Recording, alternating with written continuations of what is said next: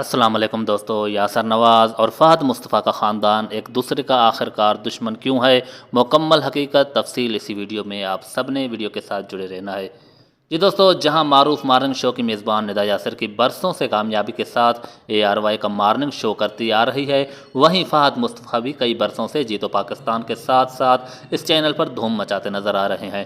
P T V کے معروف director Kazim Pasha کی بیٹی ندا یاسر نے اداکاری کے ذریعے شوبز میں قدم رکھا اور معروف اداکار فرید نواز بلوچ کے بیٹے یاسر نواز سے شادی کر کے ندا یاسر ہو گئی۔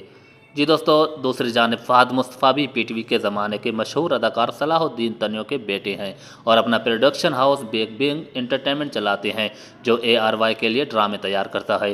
دلچسپ بات یہ ہے کہ یاسر نواز کا خاندان اور فہد مصطفیٰ کی فیملی دونوں سندھی اسپیکنگ گھرانے سے ہیں، لیکن کیا آپ جانتے ہیں کہ دونوں خاندانوں کے درمیان آخرکار دشمنی موجود کیوں ہے؟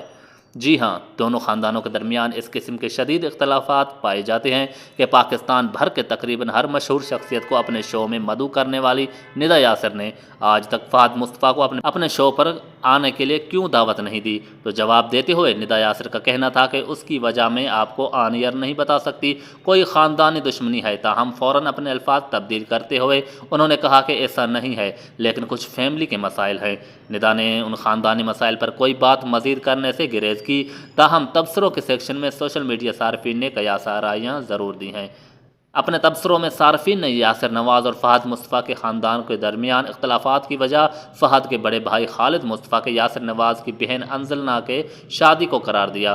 صارفین نے دعویٰ کیا کہ فہد مصطفیٰ کے بڑے بھائی کے ساتھ ندا یاسر کی نند یعنی یاسر نواز کی بہن کی شادی ہوئی تھی، جو کہ کامیاب نہ ہو سکی اور طلاق پر ختم ہو گئی۔ اسی وجہ سے دونوں خاندانوں کے درمیان اختلافات ہیں اور اسی لیے فہد مصطفیٰ کبھی بھی ندا یاسر کے مارننگ شو میں بطور مہمان نہیں آئے۔